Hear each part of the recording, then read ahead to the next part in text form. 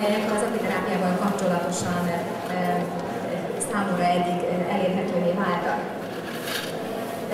Ez egy nagyon szívet melengető élethelyzet, hogy én egy ilyen mézeskalács fesztiválon itt lehetek, mert itt minden nagyon finom, meg illatos, meg szép, tehát ettől már önmagában véve is nagyon jó kedve támad az embernek, és ezért nagyon nagy szeretettel jöttem ide. Úgy építettem fel az előadásom tematikáját, ahogyan az én életemben maga az apiterápia belecsöppent. 15 évvel ezelőtt körülbelül 1996-ban találkoztam először a népemtővel, és ezért innen indítom az előadásomat.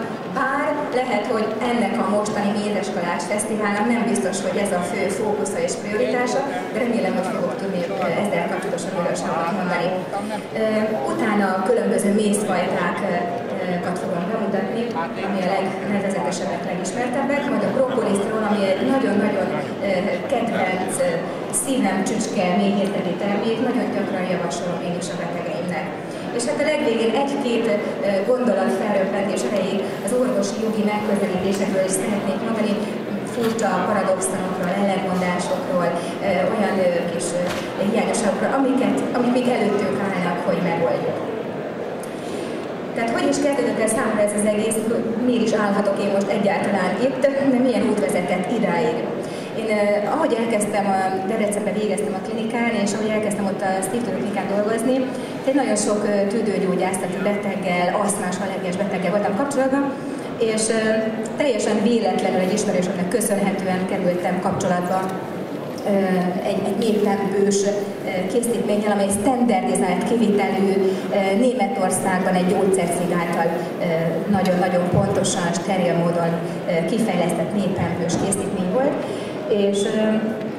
És a döbbenet számomra ott indult el, ahogyan az ottani emberek, akik ezt a mélytempős készítményt szedték, fölálltak, és elmondták, hogy nekik az asztmájuk szűnt meg, a másiknak az allergiája, a szagérzés visszajött, és én ezt olyan megdöbbenten hallgattam, hogy ezek a gyakorlati tények léteznek, és elgondolkoztam, hogy úristen, mi valamit esetleg véletlenül kimaradt a tananyagból, nem tanultunk meg az egyetemen, de hát ezért ez nekem teljesen újdonság volt. És elkezdtem emiatt a gyakorlati konkrétumok, gyógyulások miatt érdeklődni a mélytempő iránt, hogy hát hogy lehet ez, hogy mi ott a klinikán gyógyszereket adunk, és javulnak, meg természetesen életet mentünk, de mégsem gyógyulnak meg véglegesen ezek az emberek, hanem visszajáró lélekként újra és újra ott vannak. És én inkább a hatékonyságra próbáltam már akkor is törekedni, hogy mi az, amitől viszont véglegesen meg tudnak gyógyulni az emberek. Itt van ez a készítmény, eszik, szedik, hetek, hónapok alatt radikálisan javultak. Tehát igazándiból nekem ott volt az életemben egy olyan pont, ahol azt mondtam, hogy úristen, ezzel nem lehet nem foglalkozni. Ezt muszáj megismernem, erről nekem tudnom kell, mert itt olyan dolgok történnek, amik terápiás hatékonyságát illetően döbbenetes és pozitív és nagyszerű. Úgyhogy ezek után, mivel ez a készítmény nagyon drága volt, elkezdtem további kereséseket folytatni, hogy hát további készítmények, mélytempős készítményeket találok-e, ami kevésbé drága, de ugyanúgy hatékony. Nagyon-nagyon sokfélét kipróbáltam, a kínaitól kezdve a minden, ami kapható ilyen biodiszkontokba, és bizony arra kellett rájönnöm, hogy mindig vissza kellett térnem gyakorlatilag a terápiás választásaimban ahhoz a német standardizált minőséghez, mert ott voltak hatások, ami többieknél meg vagy igen, vagy nem.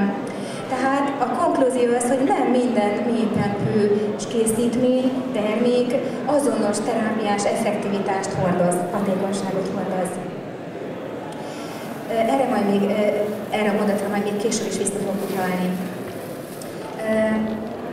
Visszatérve arra, hogy asztmás, allergiás, ekcémás betegekkel volt nekem akkortájban közvetlen gyakori kapcsolatom, tapasztalatom, mégsem tudtam még akkor, hogy lehet ez, hogy ezek a betegek mégis meggyógyultak. Évekkel később, amikor megtanultam a kínai medicinát, ott a hagyományos kínai orvoslásban, ez a HKO, ez ezt jelenti, egyértelműen és ilyen teljesen axióma, tényszerűként, adatként tanultuk meg, hogy bizony a vastagbéla és a bőr az egy funkcionális rendszer. És akkor így felkapcsolták a villanyt az agyamba, hogy megértettem, hogy annak idején miért is gyógyultak meg a mélypempőtől a páciensek, az asztmás allergiás páciensek. Ezen túl menően, hogy be fogom mutatni, nagyon sok oldalú hatása van még a mélypempőnek, és az egyik, amivel kezdeni is fogom, ez az immunregulátor hatás. És ezek a páciensek ennek köszönhetően és nagyon sok összetett hatásnak köszönhetően körülbelül 2-3 hét után nagyon jelentős javulásokat hoztak, akár még a saját korábbi úgymond vegyszergyógyszerüket is el tudták hagyni. Későbbiekben azt is megfigyeltem, hogy nem csak ezekben a tüdőgyógyászati, hanem az immunológiai, sőt autoimmun betegek körében is jelentős, számomra akkor még megdöbbentő javulásokat lehetett elérni. 2005-ben például a BM kórházban dolgoztam, és amikor a pszichiátria osztályról kaptam egy konzíliumot, akkor egy szklerózisos beteg keresett meg, és akkor javasoltam neki, hogy hát azért ez talán jó lenne az ő problémájára. 3 hónapig szedte, 1 hónap után gyakorlatilag ő maga saját maga önszerűen jött vissza és kérte, és rájött, hogy ez neki annyira jó, hogy nem csak még a szklerózisos problémái voltak, hanem még egyéb más belgyógyászati számára már szinte közömbös problémái, de amikor meggyógyult a gyomorfájdalma és korábbi emésztési problémái, akkor észrevette, hogy hű, hát ez azért nem csak egy dologra hat, hanem számára több panaszát is kezeli.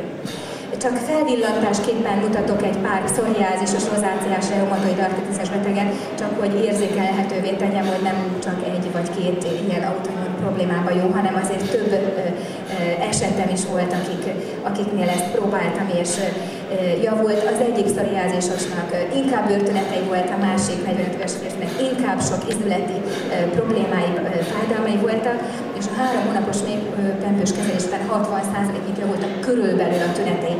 A pszoriázis egyébként egy nagyon-nagyon összetett multifaktoriális betegség, tehát itt látható, hogy önmagában a mélypempő, meg 1-2 táplálék kiegészítő, még ez akkor is, bár ők is komplex kezelést kaptak, de még az is kevés volt, ahhoz, hogy egy 100%-os javulást elérjünk, mint például annak idején korábban az asztmások, allergiások esetében.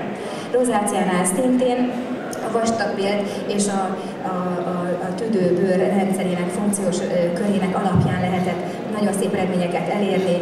43 éves betegen volt, 63 éves férfi betegen volt.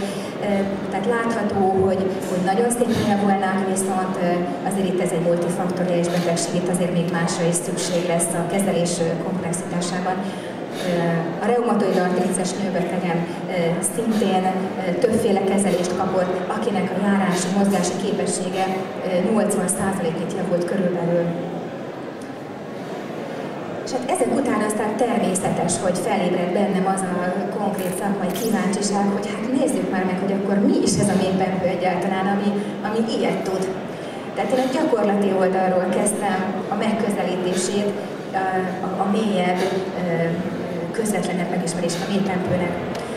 És akkor megtudtam, amikor ezeket így utólag elkezdtem megtanulni, hogy hát ez bizony már az ókorban is ismerték. És hát nem csak ez, gyakorlatilag majdnem minden méhészeti termékre ez elmondható, a propolisra, nem csak a mézre, az természetes, hogy a mézre, de hogy ez egy nagyon-nagyon ősi, több ezer éves múltra visszatekintő dolog.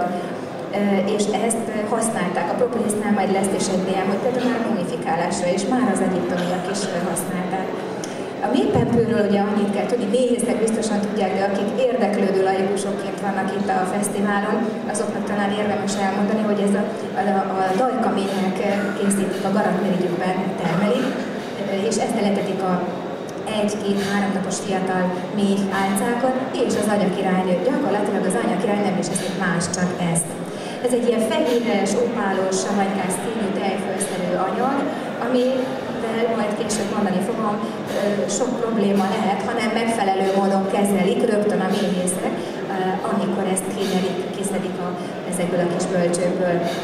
A mélypempő összetételével nagyon nem szeretném mutatni a társaságot, mert ahogy felsorolom utána, úgyis mindenki elfelejti, de a lényeg az, hogy zömmel vízből áll, és egy ilyen kb. 1/3 szárazanyag tartalma van, szénhidrát, zsírok, fehérjék, és ami fontos, hogy rengeteg olyan van, hogy nem is tudunk, hogy micsoda, de ezek ásványok, főleg enzimek, antibiotikus hatású anyagok, és nagyon fontos, hogy eszenciális aminosavak is, mint például majd mondani fogom a virágporban is, ugyanez a jelleg, ez nagyon-nagyon azonosható és kiemelendő. A A vitaminok közül főleg a B-vitaminok a kiemelendők, amikben nagyon komoly idegregeneráló hatása van, és ezenből főleg a stresszoldásos hatásáról ismert B5 vitamin a legfontosabb, megemlítendő. Ugyanakkor ásványanyagok közül is vas, a kén, a magán, réz, kálium jelentős, de ami még az idegrendszerhez kapcsolatos, hogy az acetylkolin nevű ingerület átvívő anyag kiemelkedett egy nagyon komoly forrása a méhpempő. És amiről majd hosszasabban fogok időzni, ez a szteránvázos vegyületek. Ezt úgy is hívják a szakirodalom, hogy ösztrogén-szerű, ösztrogén-like vegyületek, amelyek hormonálisan is nagyon aktívak, és immunológiailag is nagyon aktívak. Hiszen ebből képződik gyakorlatilag a szteránvázos vegyületekből a mellékesek kérgőnkben, mind az immunológiailag aktív kortizol, mind pedig a nemi hormonoknak a termelődése. Hogyha megvizsgáljuk azt, hogy mi van benne az összetételét tekintve, és ezen keresztül, ebből következtethetően milyen terápiás felhasználhatósága van, akkor azt találjuk, hogy mivel a méh álcák az életük első 3 napjában csak ezt teszik, és több mint 200-szoros testgyarapodásuk van, ugyanakkor a méh királynő is egyrészt sokkal tovább él 5-6 évig, miközben a kis átlagos hétköznapi dolgozó méhek csak 5-6 hétig, tehát hihetetlen nagy a különbség, és sokkal nagyobb a mérete is az anyakirálynőnek. Ebből logikusan következik, hogy hát akkor azoknál az embereknél, akik gyengék, roborálásra szorulnak, vagy a koraszülöttek, az alultáplált gyermekek, növekedési, fejlődési zavarba szenvedő gyerekeknek, nekik logikus, hogy adjuk. Ha a méheknél ezt megteszi, akkor az embereknél is. És bizony ez beigazodott, hogy ez a logikai párhuzam, ez valóban működik is. Kimerültségnél, robolásnál, a betegség utáni lábadozásnál és az öregkori gyengeségnél is, erre majd még vissza fogok szintén térni a mentális kognitív funkciókat illetően is. Tehát összefoglalva ez egy úgynevezett rejuvenációs, visszafiatalító, életmeghosszabbító elixírként ismerték már gyakorlatilag több ezer év óta. Ennek a komplex összetevőinek köszönhető az, hogy egyrészt az immunológiai kórképekben kiemelkedő, mint a gyakorlat látta, innen indultunk ki, és a legyengült immunrendszer esetén ezt a fertőzésekre való fogékonyságot jelentősen képes csökkenteni egy néhány hét szedés után. Allergiáról, aszmáról, ekcémáról említettem, autoimmunbetegségekről, ezt erre már csak inkább jelenleg csak visszautalok, és a daganatos megbetegedéseknél is ugyanezen ok az, ami miatt érdemes gondolni a méhpempőre. Az immunológiába tartozóan a gyulladás csökkentő hatása is kiemelkedő. Itt egy olyan vizsgálatot mutatok be nagyon röviden, ami pontosan a gyulladásra, fekére gyakorolt kedvező hatását vizsgálták egy külföldi szakmai tanulmányban. 811 pácienst vizsgáltak tudományos igényességgel, ahol 30 éven keresztül, tehát hosszú időn keresztül fekélyek voltak a szervezetben, a gasztrointestinusban, a gyomorbérrendszerben. Röviden az eredmény annyi, hogy a betegek több mint 90%-a pár nap alatt, gyakorlatilag egy héten belül meggyógyult, és a maradék 10% is meggyógyult, csak hosszabb idő alatt, körülbelül 1 hónapon belül.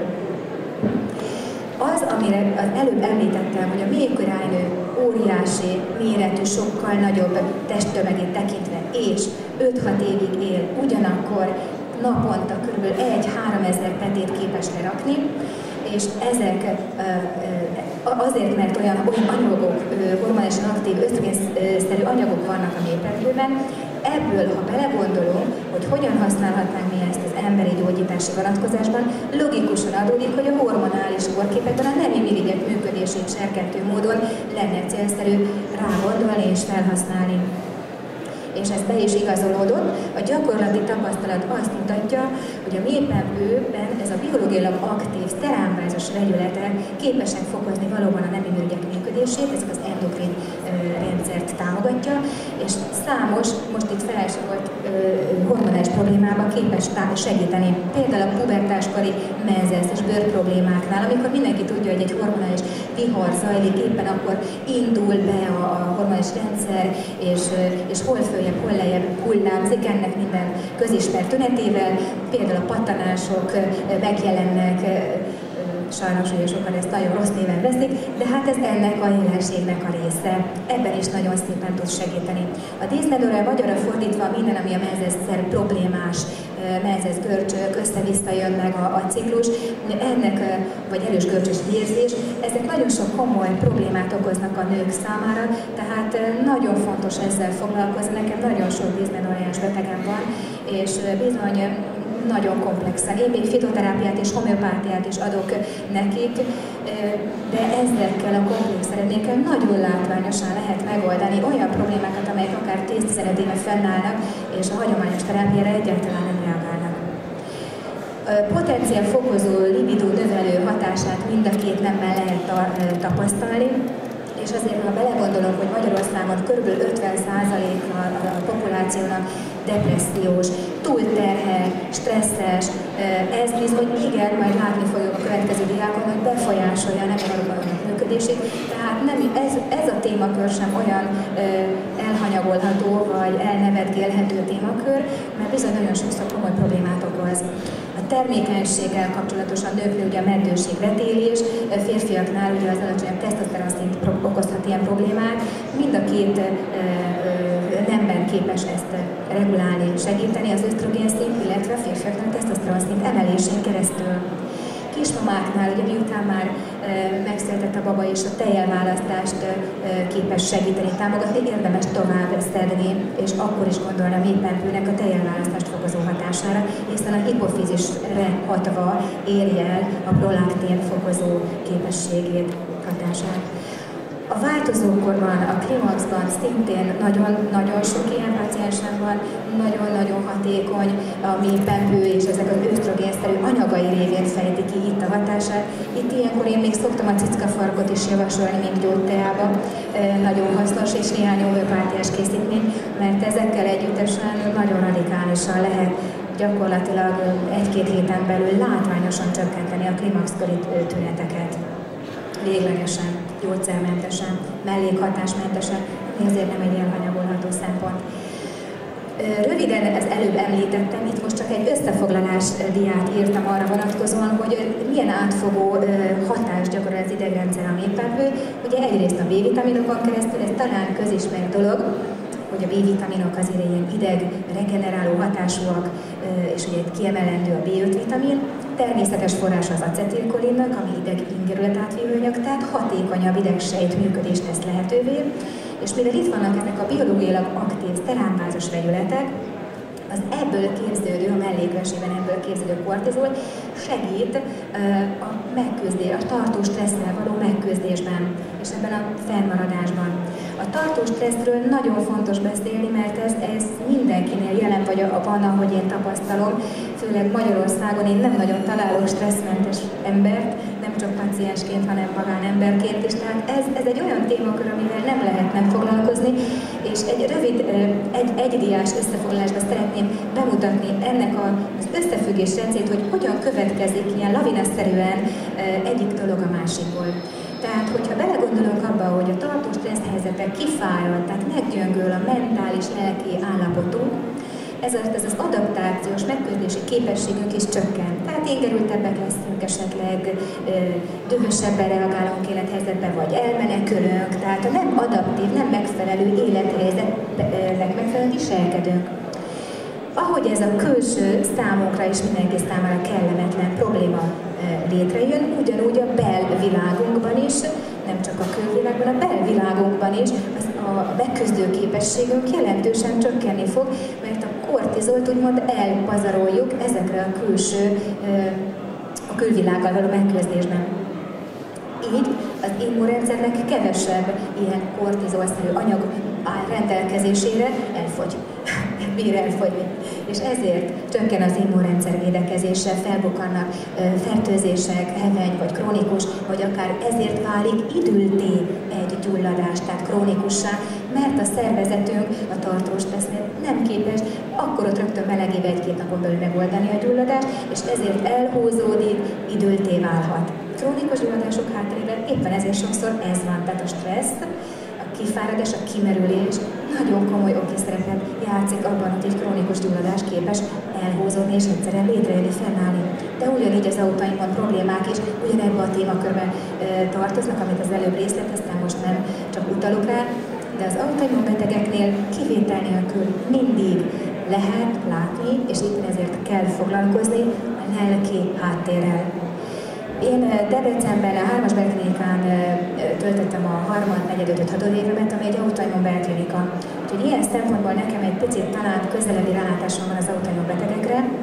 Ez egy véletlen szerencsés egybeesés, de ott annak idején már, tehát mondhatni több mint 15-6 évvel ezelőtt is az ottani gyakorlatvezetőnk már kiemelte azt, tehát az akadémiai orvoslás tud róla, tanítja, hogy az autoimmun betegeknél a lelki háttér, a pszichés labilitás kór-oki tényező a betegségük konkrét súlyosbodásában. Amikor lelkileg megzuhannak ezek a betegek, kijönnek az autoimmunbetegség és súlyosbodnak. Amikor jó lelki állapotban vannak, akkor látványosan javulnak, alig vannak tünetei. Tehát egy folyamatos hullámzás tapasztalható, ami teljesen lineárisan korrelál a lelki állapottal. Ezt fontos tudni. És éppen ezért írtam ide a dia jobb alsó sarkába, hogy oki kezelés, a pszichoterápia és a készségfejlesztések fontossága a stresszkezelés megtanulásában alapvető terápia, kóroki terápia, ez megtanulható. Én elvégeztem a kognitív pszichoterápiát a pszichiátria klinikán, ez egy 3 éves ráépített képzés volt, ott ezt tanítják, hogy ez egy gyakorlatilag ez egy készségfejlesztő tréningként is értelmezhető. Nagyon sok esetben azáltal, ha megtanuljuk az asszertív kommunikációnak, ha csak az alapjait is legalább, már is sokkal könnyebben tudunk élethelyzeteket megoldani, lényegesen csökkenthetjük a stresszes élethelyzeteink számát. És éppen ezáltal az összes többi lavinaszerű kaszkádot megszüntethetjük. Az immunrendszeren túl említettem, hogy a hormonképződésben is a hormonális mirigyek alulműködésén keresztül befolyásolja a hormonális szabályozást, mert hogy kiinduló vegyülete ezeknek is, ezek a szerámvázas vegyületek. Röviden bemutatnék egy nagyon érdekes vizsgálatot, remélem nem ugrottam 2 diát, jó? Japánban végezték el egyetemi farmakológiai fakultáson, ezzel nem mondhatok neki, csak felvillantok, hogy erről lenne szó, és most elmondom magyarul is. Mint természetes őssejterápiaként is értelmezhető a mélypempő. Ugye az ösztrogén-szerű, ezek a szerámvázas vegyületek az idegrendszernek, az idegrendszer őssejtjeire hatnak, és ezekre a sejtmagban lévő receptorokon keresztül az őssejt proliferációt, tehát azok számszerű szaporodását segítik, illetve ezen túlmenően az idegsejtek felszínén lévő receptorokra hatva az idegsejtek kidifferenciálódását, magyarul mondva specifikussá válását segítik elő. Azaz, magyarra fordítva azt illetve, hogy az idegsejtek számát és specifikus fejlettségét egyaránt növelik. Mi következik ebből a hétköznapi gyakorlati logika szerint, hogy ez egy ilyen okosító, agyfényesítő lehet a gyerekeknek is, meg felnőtteknek, nekünk is akár a tanulásban. Időskori szellemi leépülés során, például a feledékenység, a memóriazavarok csökkentésében mindenképpen érdemes erre a tényezőre gondolni. Agyvérzés után testi, szellemi felépülést segíti, tehát például valakinek a féloldala lebénult, ugye ez talán egy köztudatban egy ismert jelenség, akkor ezeknek az idegsejteknek, amelyek károsodtak, a visszaregenerációját segíti, gyorsítja, egyáltalán lehetővé teszi, hogy milyen mértékben regenerálódik vissza. És hát a versenysportban sem elhanyagolható, hogy azok a feladatok, ahol összpontosítani kell, és ilyen nagyon ceruzára kiegyezett, nagyon éles fókuszú figyelemre van szükség, a mozgáskoordináció kiemelten fontos, ott azért nem is kérdés, hogy az idegrendszereknek a fejlettsége az mennyiben befolyásolja a teljesítményt nagyon.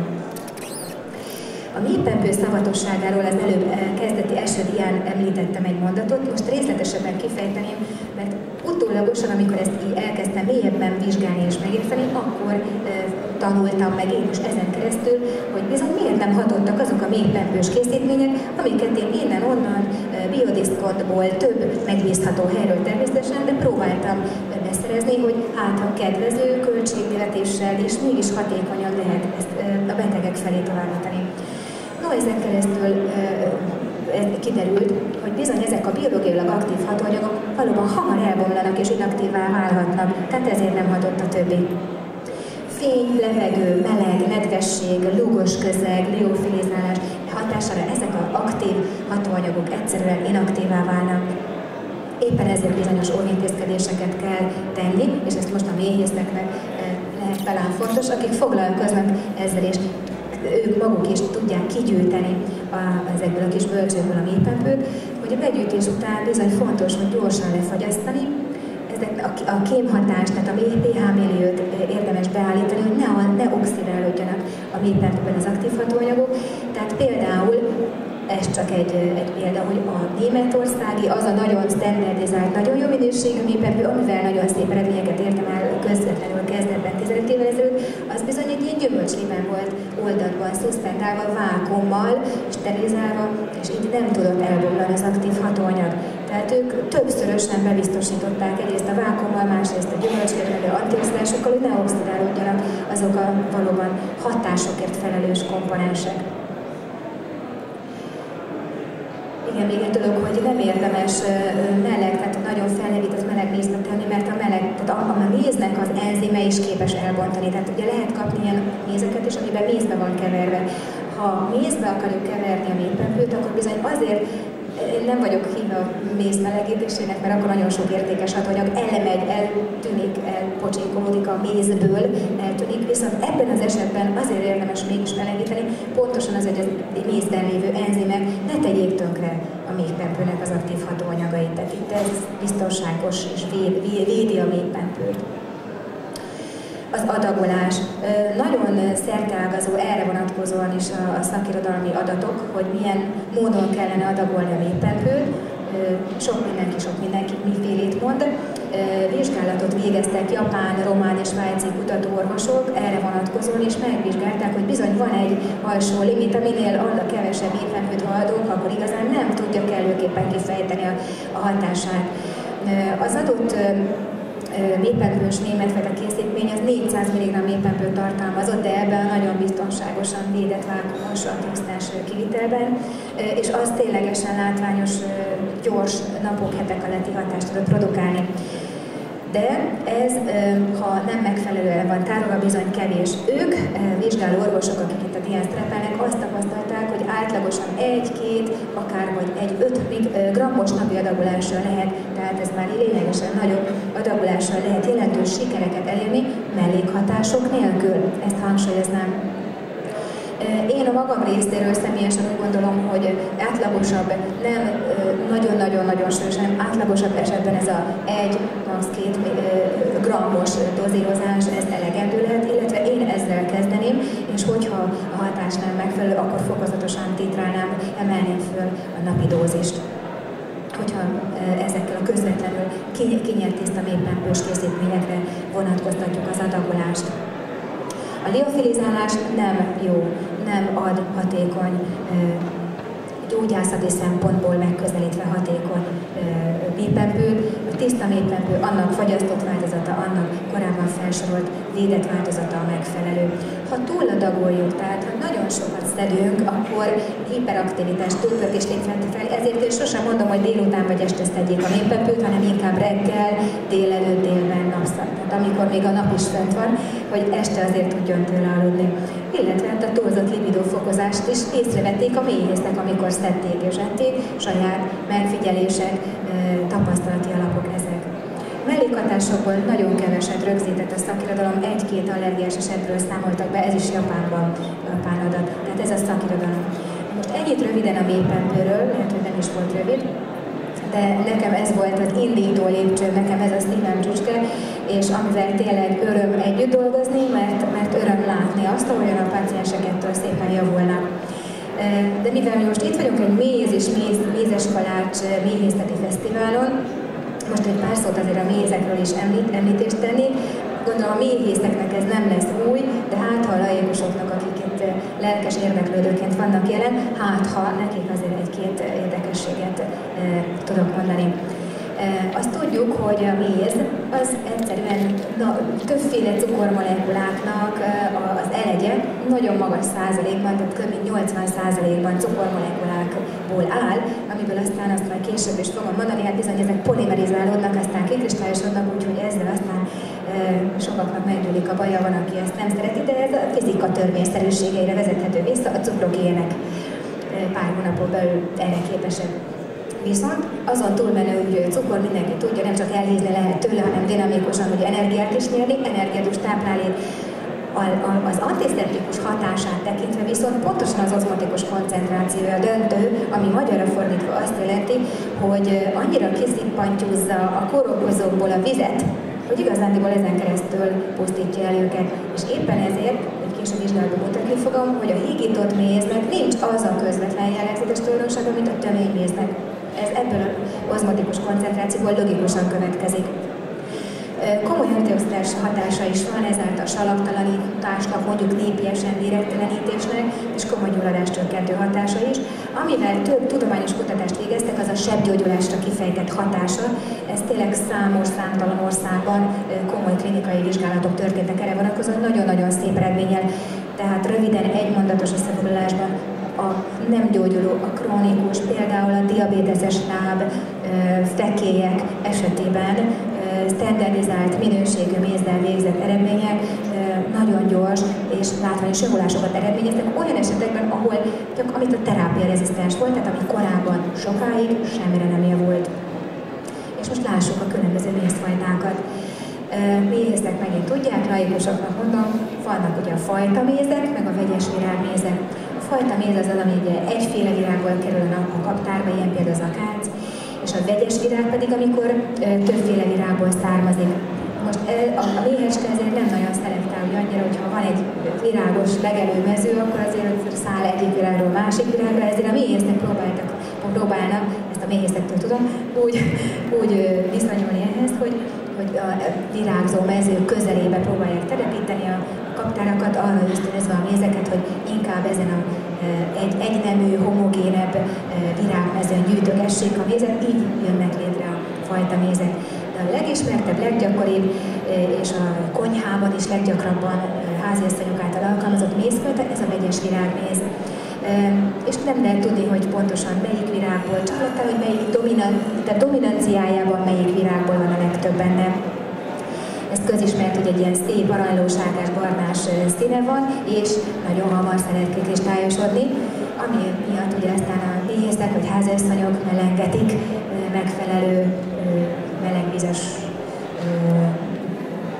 ilyen ládában, vagy ki hogy szokta csinálni, tehát ilyen melegvizes fürdőt vesz a méz, hogy újra visszakapja ezt a folyékony állapotát a kristályos állapotból. Sütéshez, főzéshez ez a leggyakoribb méz, amit szoktak használni ára miatt is, meg a zamatosságát. Nincs kétféle egyforma világvíz, de gyakorlatilag mondhatni minden méhész által más. A legelő dönti el a méhlegelő. Az akácméz talán a másik legismertebb mézfajta. Torokvályási megszállásra, köhögésre már régóta használják, a köztudatban is elterjedt. Azt viszont talán kevesebben tudják, hogy mivel elég magas az úgynevezett hangyasav tartalma, ezért gyomorsav túltengésben szenvedő embereknek ezt nem igazán javasoljuk. És most itt nem tudott nem jelezni a homeopátiás agyam, hogy viszont van valóban homeopátiásan gyakorta adjuk is a Robinia 5CH a gyomorsav csökkentés céljára, ami nem más, mint a fehér akácvirágjából készült homeopátiás készítmény. Tehát itt jön vissza, hogy ami az egyik a fitoterápiás oldalon a hangyasav tartalmat csak savtúltengést okoz, homeopátiáson ugyanezt a készítményt adjuk savcsökkentésre. Fertőtlenítő hatása van, és ami ugye a legismertebb az akácról, hogy lassan kristályosodik, hát emiatt is nagyon kedvelt, meg hát természetesen az íze miatt is, és ez talán nem mindenki tudja, ez hungarikumnak számít, mint ahogy majd végül látszik egy másik méznél is, ezt említeni fogom. Nem érdemes sütni, főzni, mert azért itt egyrészt ára miatt is, meg annyira a jellegzetessége hatása olyan, hogy a hőkezelés hatására elveszíti ezt az értékességét. Szintén hungarikumnak számít a selyemfűméz, amit a nyár közepén gyűjtenek a méhecskék, ami a kiemelendő, hogy a gyümölcstartalma magas, viszont a virágporra érzékenyek is fogyaszthatják, mert a virágportartalma inkább alacsonyabb, és egy nagyon-nagyon finom, erős illatú méz, szintén nem érdemes hegíteni, és szintén hungarikumnak számít, mint az akác. Ezzel nem szeretném mutatni a társaságot, de gyorsan földillantottam, hogy bizony komoly vizsgálatok, kutatások történnek arra vonatkozóan, hogy a különböző, itt például az akác és az előbb látott selyemfőméz, miben különbözik összetételében, kristályosodásában, gyümölcscukortartalmában, illatanyagokban, mikro-makroelemben, stb. Ezt csak azért mutatom be, hogy lássuk, hogy nagyon komoly kutatások folynak ezzel kapcsolatosan, főleg Pécset például a farmakognóziai tanszéken éppen ezt vizsgálja ott egy orvos kollega, hogy mennyiben lelhetők fel a mézekben a fitoterápiás komponensek, és ez milyen következményes gyógyhatásokkal bír. A napraforgó méz is elég gyakori és ismert, ez egy nagyon gyorsan kikristályosodó mézfajta, és ezért fajta mézként ritkábban kerül forgalomba, inkább a vegyes virágmézek közé szokták összekeverni, és a színezőanyag tartalma kiemelendő, ami miatt mézes kalács készítők állítólag szokták használni, kérek bólogatásokat, ha igen, és az élelmiszeripar is éppen emiatt használja fel. A hársméz, hát talán ez a legközismertebb a népgyógyászatban, hogy teába, hásfa tea, hásfa méz, ez egyébként egy brilliáns párosítás, a felső légúti megfázásos betegségeknek, hörkrutnak, lázas betegségeknek az első választandó szere így a népi gyógyászatban, és hát kozmetikai kezelésként és pakolásként is szokták használni.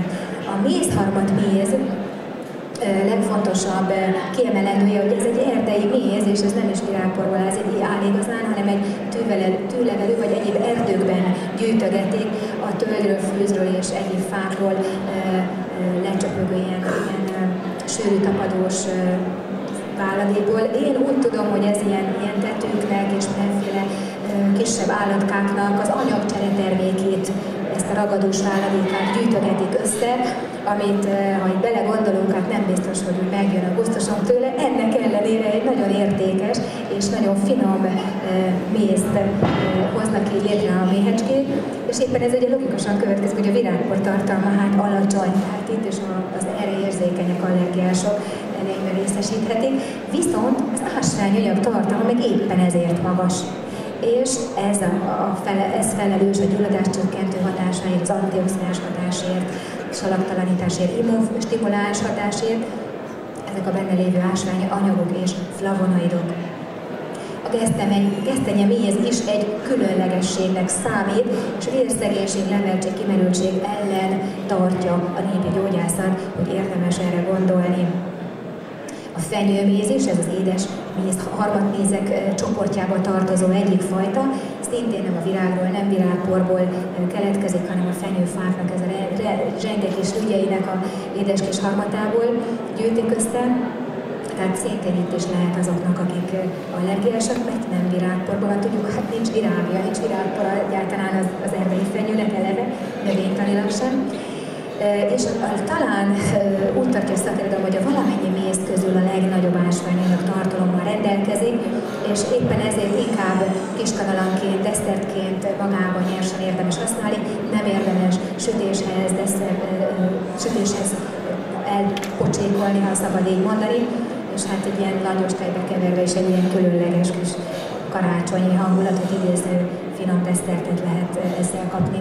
A narancsvirágméz nincs nálunk, mert nálunk nem terem a magyar narancs, de mediterrán országokban ez nagyon elterjedt, és aki esetleg arra kirándul, és azokban az országokban jár, én javaslom is, hogy próbálja ki, én kipróbáltam, tényleg egy nagyon különleges a narancsvirágnak a méze, nagyon jellegzetesen érezhetők ezek a citrus flavonoidoknak a kellemes citrus íze, aromája, úgyhogy ez egy ilyen különlegesség, és egy kis vitaminbomba, nem érdemes ezt se sütésre elhasználni. A manuka méz is egy távoli, egzotikus országból, Új-Zélandról származik, és csak ott van, én úgy tudom. Az az érdekessége, hogy konkrétan külön tartalmaz benne egy metilglioxál nevezetű antibakteriális hatású természetes összetevő. Éppen ez vezette a kutatókat arra, hogy konkrétan a sebgyógyítást célzó tudományos vizsgálatokat ezzel a manuka mézzel is végezték, nagyon-nagyon jó eredményekkel. Erről volt egy nagyon szép előadás a kongresszuson is. A levendula méz. Talán itt mondható el leginkább az, a magas aromaolaj tartalma miatt, hogy átmegy egy picit a mézbe a levendulára jellegzetes fitoterápiás hatás. A többieknél nem annyira, de a levendulánál éppen azért, mert magas az aromaolaj tartalma, és ez az, ami átmegy a mézbe is, és ezért aztán érezhető és megfigyelhető ez a nyugtató, idegrendszert kifésülő, kellemes lazító hatása. Ez főleg Franciaországban elterjedt, ahol ilyen nagy levendula mezőkön termesztik a levendulát. Én úgy tudom, Magyarországon a Hortobágyon van ilyen nagy levendula mező, ahol meg talán a Bencés apátságban is csinálnak itt a Pannonhalmia, tehát ott érdemes, és ott lehet csak ilyet fellelni. És hát variációk egy témájára sorolhatnánk a végtelenségig is, hogy van ibolyásméz, meg ha beleteszünk gyümölcsöket, asztalgyümölcsöket, diót, ezt meg azt meg amat, akkor nagyon sokféle érdekes mézet lehet utólagosan és külön is létrehozni, akár csak a saját kedvelésünkre is. A repceméz. Ezt azért is hagytam a végére, mert ez egy különleges abból a szempontból, hogy más íze, tehát hogy az íze nem túl kellemes, de azért szeretik társítani más mézfajtákhoz, mert olyan különleges, apró a kristályrács szerkezete, ami nagyon segít ahhoz, hogy bizonyos más, például vegyes virág mézzel keverve krémmézet lehet előállítani, és ez egy nagyon kellemes, a következő dián látható, egy nagyon kellemes mézfajta, mert a hétköznap a konyhában használva például kisgyereknek kenyére kenve nem csöpög le, egy háziasszonyoknak egy kellemes, fontos dolog, nem csorog össze-vissza a méz, és mégis nagyon értékes, finom mézet lehet így fogyasztani, tehát ez kifejezetten a konyhaasztalra való, és egy nagyon különleges, nagyon kellemes méz. A lépesméz is nagyon-nagyon ősi idők óta ismert, tehát gyakorlatilag ókortól, és ez se egyfajta méz, mint ahogy a krémméz sem, de egy nagyon-nagyon különleges hatása van azáltal, hogy ugye ezt a fedett és mézzelteli sejteket tartalmazó lépdarabokat nevezzük lépnek, ezt beleteszik a méhésznek a mézzel félig teli üvegbe, és így együtt fogyasztva egy sokkal teljesebb értékű csemegét rákcsálhatunk, akár rágózhatunk vele, mert érdemes ezekből a kis viasz darabokból kinyerni a benne lévő értékes anyagokat.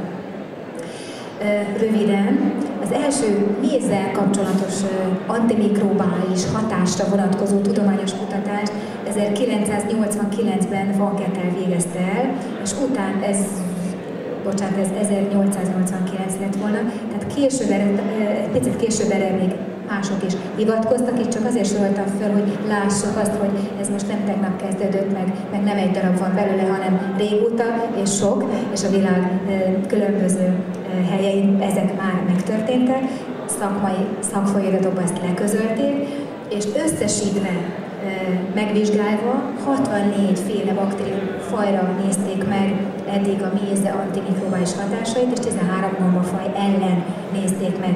Például a közelmúltban Szlovákiában Nyitrai Agrártudományi Egyetemen csináltak 2009-ben egy olyan vizsgálatot, ahol a méz és a propolis alkoholos kivonatát vizsgálták, ötféle kandida fajjal szemben, és itt nagyon meglepő volt az, amit az előbb is már utalás szinten elmondtam, hogy bizony a méz csak töményen jó. 25%-os vagy 50%-os higítása már nem gátolta a gombák szaporodását, csak töményen, és ez az ozmotikusan aktív okokra vezethető vissza.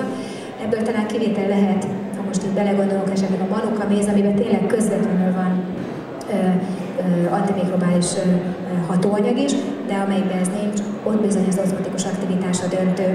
Viszont a propolisznál a 70%-os higított oldata képes volt gátolni a candida gombafajoknak a szaporodását, elsősorban ennek a candida kruzeinek és a candida albicансnak a fajt tekintve őket mozdította legjobban, a többit kevésbé, de azokat is. Hát eljutottunk oda, hogy most feldobtam, hogy 70%-os propolis, meg ilyen gyógyhatása és antimikrobális pusztító hatása van, de hát mi is ez egyáltalán. Ezt a méhek gyakorlatilag a kaptár falára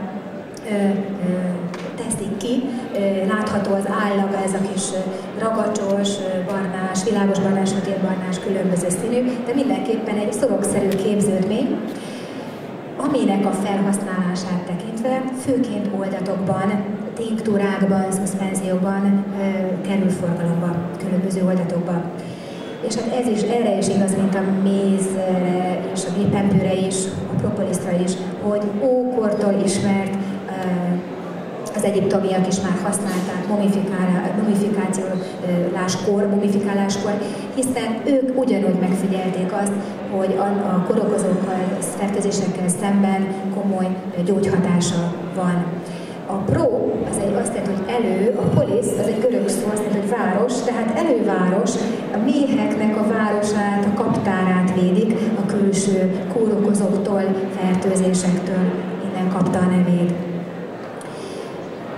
És akkor ezzel a propolisszal, mint ragasztóanyaggal, mézgás anyaggal fedik be a kaptár repedéseit, betapasztják, és ilyen idegen maradványok bevonására használják. Sőt, még úgy tudom, hogy bizony a méh sejtekbe is tesznek, vagy bevonják, hogy a méh királynő hajlandó legyen oda betét rakni.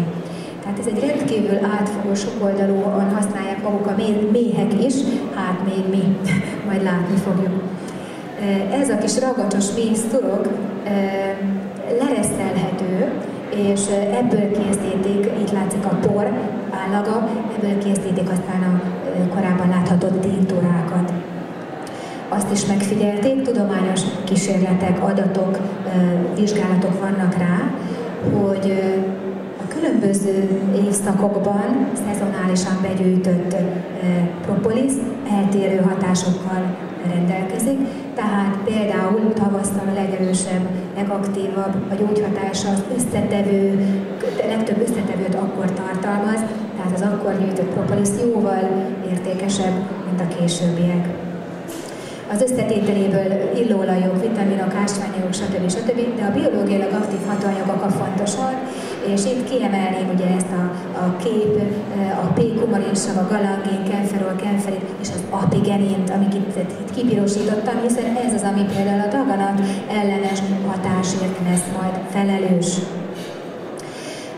Az előbbi látott dián látjuk, hogy itt ezek megtalálhatók más növényekben is, tehát a kecskerágóban, sárgarépában, ginzengben, búzacsírában, stb.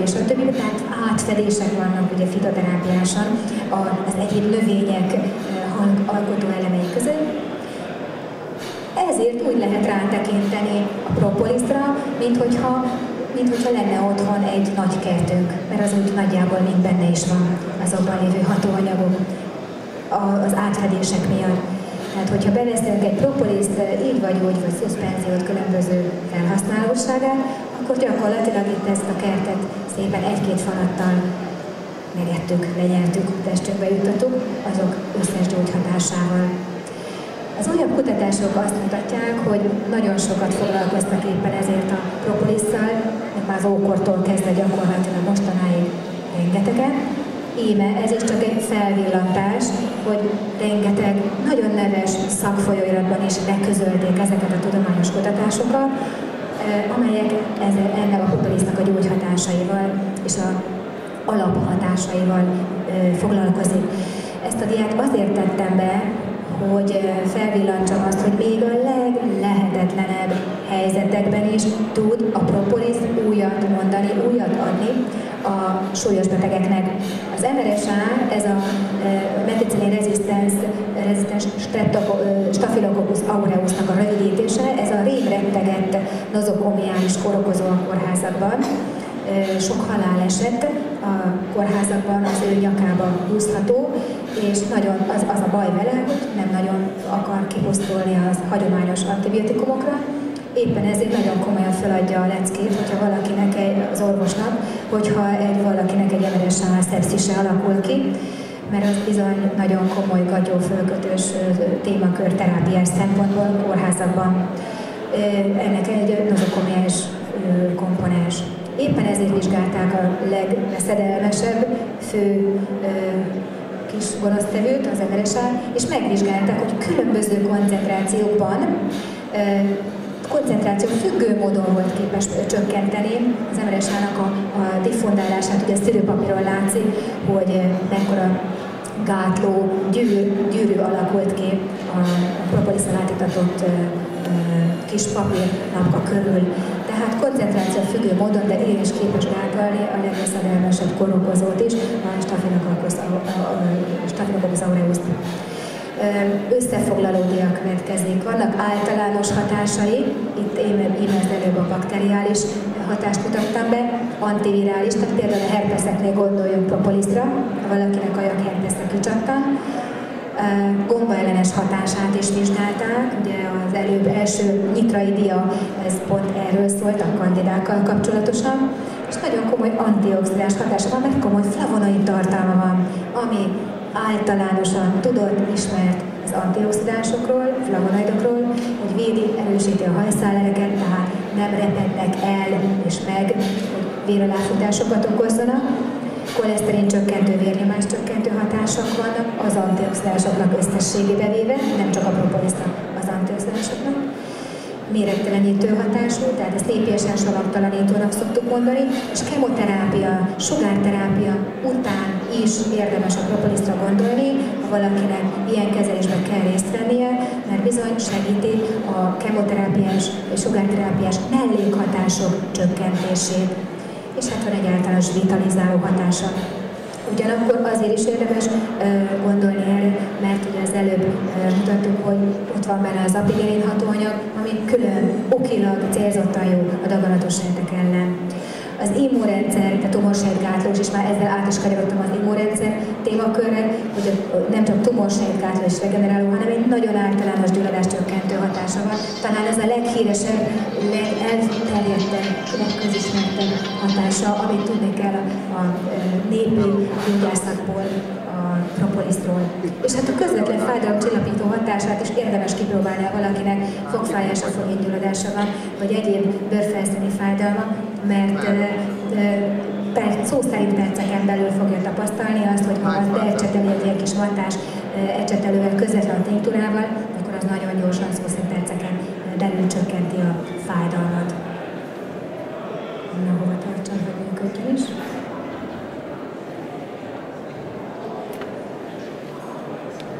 Jó, ezek alapján a propolis javallatai látszik a diából, hogy nagyon szerteágazó, de első és kiemelendő a mindenféle gyulladások. Ilyenkor az adagolás picit eltérhet, ezért aztán most pici, ezt is részleteztem és leírtam, tehát 3x30 csepp, 2x20 csepp között változhat, súlyosságtól függően. Torokgyulladás, krupp esetén, gyomornyombélfekély, gyomorfájdalom esetén, különböző, egy picit eltér, látszik, hogy nem nagy a különbség, hogy most meleg vízbe, meleg tejbe, 30 cseppet, 40 cseppet, nem igazán ez a nagyon döntő, pici eltéréseken nem kell lovagolni, hanem azt szerettem volna összegyűjteni, hogy lehet, szabad ezzel rugalmasan is bánni, nem kőbevésett azt, hogy most 2x vagy 3x15 vagy 20 csepp, hanem lehet ezt rugalmasan adagolni, és súlyosságtól függően, tehát például egy bérparazitátnál tartósan kell használni, klimaxnál, prostatagyulladásnál, májvesegyulladásnál, magas vérnyomásnál, fogfájásnál, amit az előbb mondtam, a kis tinktúrával való ecsetelés, fájdalmas felfekvésekre, krónikus sebekre nagyon-nagyon ne felejtsünk erre gondolni a hétköznapi gyakorlatban. És elsőfokú égési sérülésekre is vannak tudományos vizsgálatok, amik ezzel történtek.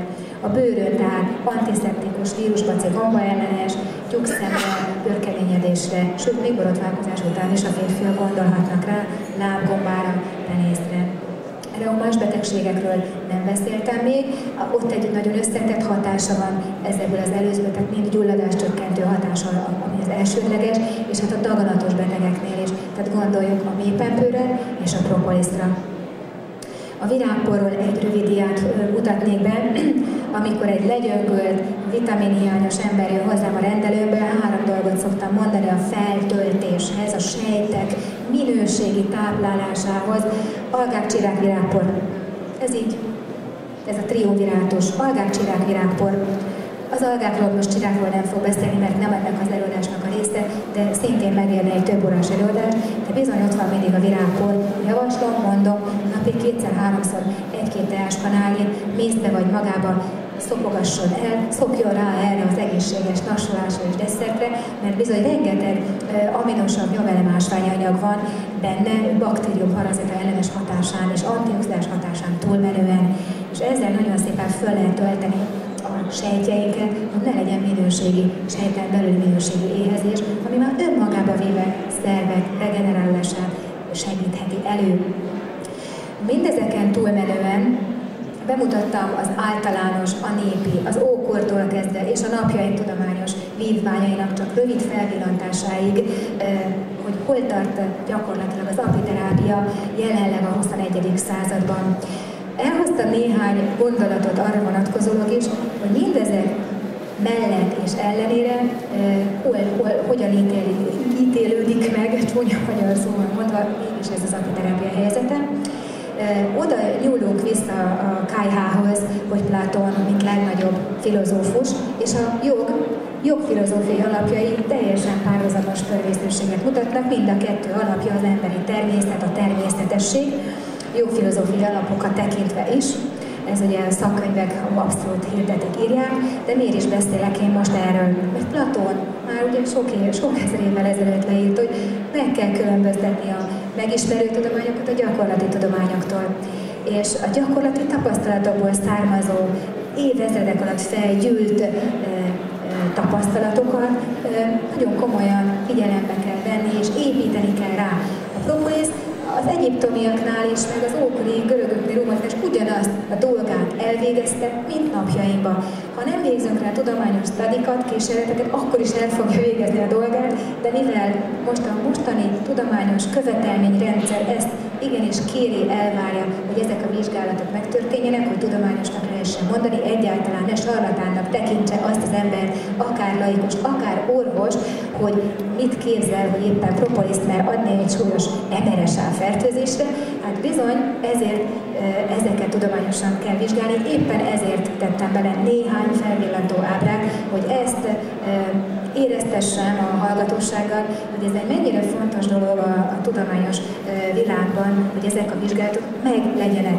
Nem a propolisnak fontos, ez ettől független is el fogja végezni a dolgát, az antimikrobális és gyulladáscsökkentő dolgát, feladatát, és hatni fog, meg 200 év múlva is, meg ezek után is, nyilván, ha ezt jól csináljuk meg. De a tudományos világ és az orvosi jogi megközelítések bizony nagyon komoly kritériumok alá vették. Az elmúlt 15 évben kezdődött ez el, hogy mi az, amit gyógyszernek nevezhető gyógyítóképességgel rendelkezhet, mint készítmény. És jelenleg ott tartunk, hogy csak azt nevezhetjük gyógyítónak, amire vannak ilyen vizsgálatok. Tehát a tudományos módszertannak megfelelő, randomizált kettős vak, multicentrikus placebo, kontrollált, stb. Vizsgálatok. Nos, amiket én bemutattam, ezek főleg alapvizsgálatok voltak, tehát laborba, petricsészébe, mézzel, illetve néhány, például a gyomorfekély esetében 811 beteg bevonásával már néhány ilyen vizsgálat történt világszerte. Sajnos Magyarországon erre nincsenek, nem tudok róla, hogy lenne túl sok ilyen kezdeményezés, alapult vizsgálatok viszont vannak. Tehát éppen ezért, hogy az apiterápiás készítmények jogi szempontból élelmiszernek minősülnek, a propolisznál kérdőjel van, hogy most OET vagy élelmiszer, vagy sem, tehát senki földjén van szegényként, besorolás az úgy tudom, hogy kérdőjeles. Tehát ezért funkciós élelmiszernek minősülnek, itt más jogi szabályozás alá esnek. Ezt elmondtam. Igen. A másik témakör, amire szeretném felhívni a figyelmet, az a páciens oldaláról közelíti meg a dolgot. Az egészségügyi törvény, az 1997-es törvény leírja mind a szakdolgozók, tehát a terapeuták, gyógyítók oldaláról a kötelezettséget, mind pedig a betegek jogait. Ezek teljesen szimmetrikusak ezek a paragrafusok, és teljesen helyén való, én ezekkel nagyon egyet is értek. Csak felmerül a gyakorlati oldalról bizonyos paradoxon, mert ugyan megvan az egészségügyi dolgozónak, tehát például egy természetgyógyásznak vagy egy orvosnak a tájékoztatási kötelezettsége, íme a paragrafus, de ha az egészségügyi dolgozó, az orvos nem ismeri, hogy a propolisra kéne gondolni egy komoly, súlyos gyulladás, fertőzés, gombás, stb. Esetben, akkor nyilván nem fogja tudni tájékoztatni a pácienst, hogy kéne talán akkor inkább egy kis propoliszt adni annak a kórokozónak a betegség miatt.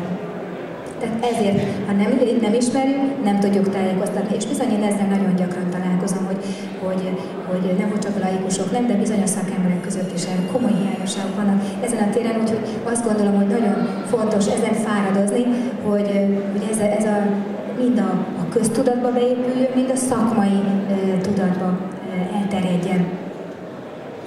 Hogyha nem tájékoztatják ezekről a betegeket, akkor nyilván a beteg logikusan, következményesen nem tud élni az önrendelkezési jogával, és nem képes autonóm döntést hozni, ami egyébként egy alkotmányban foglalt alapvető joga, ez az önrendelkezéshez való jog. A megoldás az lehet, hogyha mi Magyarországon is elkezdünk olyan komoly, átfogó, szakemberkárdát is mozgósító és laikusokat is bevonó, tudományos módszerekkel történt vizsgálatokat csinálni, amelyekkel minél szélesebb körben lehet bizonyítani, hogy ez a komplexebb szemlélet, ami az akadémiai orvoslással, a konvencionális és az alternatív orvoslással egységes szemléletbe hozva sokkal hatékonyabb eredményeket tudunk elérni, mint külön-külön esetleg. És éppen ezért megfogalmazódott a korábbi hónapokban egy olyan gondolat a Magyar Apiterápiás Társaság részéről, hogy célszerű lenne egy olyan országos apiterápiás központokat, rendelőhálózatokat, betegregisztereket létrehozni, amely ezzel az egységes szakmai szemlélettel, egységes koordinációval tudna segíteni az ország minden pontján lévő pácienseknek, akik szeretnék az apiterápiát és integrálni a saját gyógyulásukba. Úgyhogy akit ez megmozdul, megindít, és szeretne ilyenben részt venni, akkor mindenképpen erre buzdítok mindenkit, és a szervezőknél is lehet erre jelentkezni. Én megköszönöm a megtisztelő figyelmet, meg a türelmet, mert látom, nagyon érdeken figyeltek, és köszönöm szépen az érdeklődést. Ha van kérdés, megpróbálok válaszolni.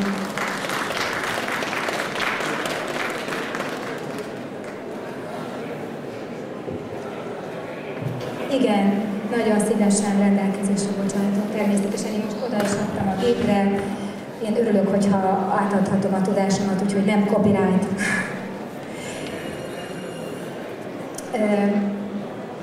Internet, én el tudom küldeni nagyon szívesen e-mailbe, persze, természetesen. Meg kiprintelve is odaadtam itt most a szervezőknek az anyagot, jó? Ha valami kérdés van, nagyon szívesen. Igen.